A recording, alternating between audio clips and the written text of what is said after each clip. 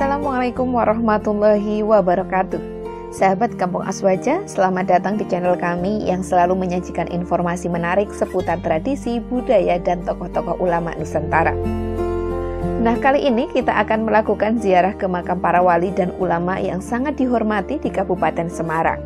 Siapa saja mereka? Yuk ikuti perjalanan kami.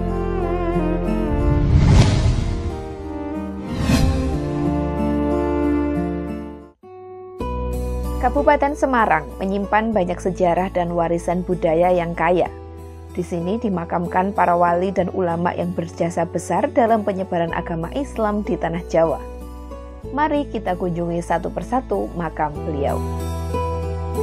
Yang pertama, makam Mbah Soleh Darat.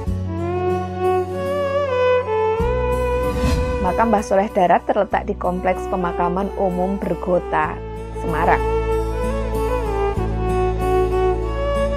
Untuk menuju ke lokasi makam, kita bisa menggunakan kendaraan pribadi agar sampai pada pintu masuk dekat makam. Sementara jika kita menggunakan bus besar, bisa parkir di pinggir jalan raya, kemudian berjalan beberapa puluh meter hingga sampai pada pintu masuk utama. Mbah Soleh Darat adalah seorang ulama yang sangat dihormati di Semarang. Beliau merupakan ulama yang menjadi guru Kiai Haji Hasyim Asy'ari, tokoh pendiri NU, dan Kiai Haji Ahmad Dahlan, tokoh pendiri Muhammadiyah. Kiai Haji Soleh Darat juga menjadi salah satu ulama yang mendapatkan izin atau lisensi untuk mengajar di Mekah, Arab Saudi. Setelah dari Mekah, Kiai Haji Soleh Darat mendirikan pesantren di Darat, Semarang, dan mengabdikan diri pada dakwah Islam hingga ia meninggal dunia pada tahun 1903. Yang kedua, makam Syekh Jumadil Kubro. Makam Syekh Jumadil Kubro berada di Jalan Arteri Yosudarso nomor 1, Kelurahan Terboyo Kulon, Kecamatan Genuk, Kota Semarang. Komplek makam beliau tepat berada di pinggir jalan raya dan dinaungi dengan masjid yang besar. Masjid tersebut terdiri dari 2 lantai. Lantai pertama terdapat makam Syekh Jumadil Kubro, sementara lantai kedua digunakan untuk sholat para peziarah. Cungkup makam Syekh Jumadil Kubro dibatasi dengan teralis besi. Cungkup tersebut terbuat dari kayu ukir yang indah. Dinding-dinding cungkup ditutup dengan tirai berwarna putih. Di samping cungkup terdapat pohon tua yang lumayan besar. Pohon ini sengaja dibiarkan tumbuh dan menembus ke atap bangunan utama. Syekh Jumadil Kubro adalah seorang ulama yang berasal dari Persia. Beliau datang ke tanah Jawa untuk menyebarkan agama Islam di ibu kota Majapahit. Syekh Jumadil Kubro ini dikenal karena karomahnya dan kedalaman ilmunya.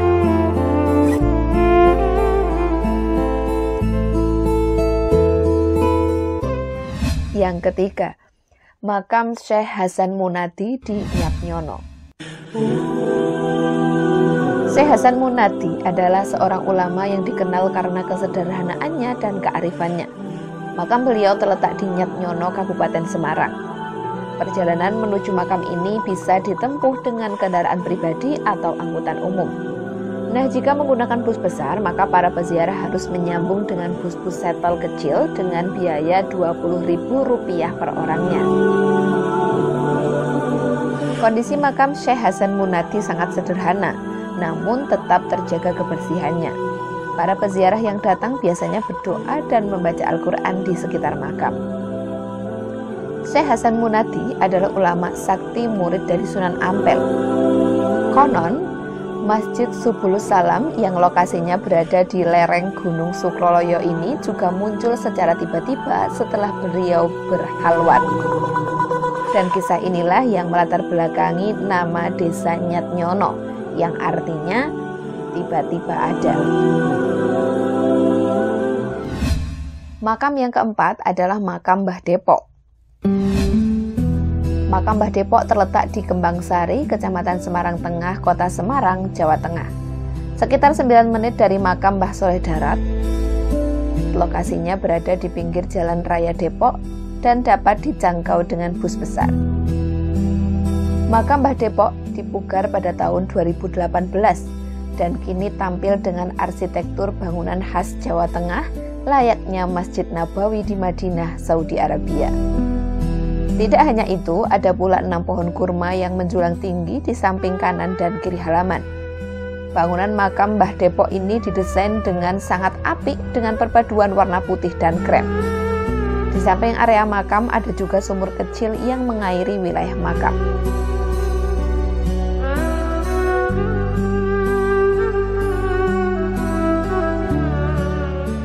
Yang kelima, makam Ki Ageng Pandanaran.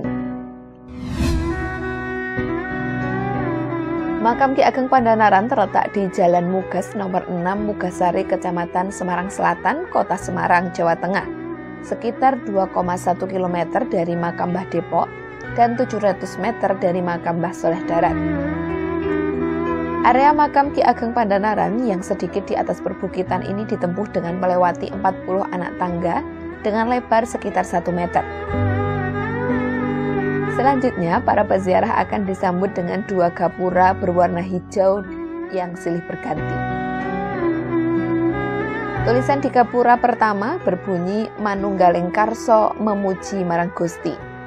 Sementara tulisan di gapura kedua berbunyi Makam Sunan Pandanaran Semarang.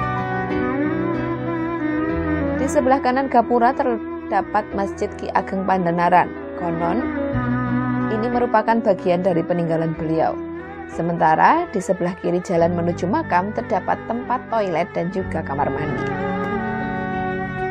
Ki Ageng Pandanaran adalah salah satu tokoh penting dalam sejarah berdirinya kota Semarang. Beliau adalah adipati pertama Semarang dan juga tokoh yang berjasa dalam penyebaran agama Islam di daerah Semarang. Beliau ini dikenal karena kepemimpinannya yang bijaksana dan adil.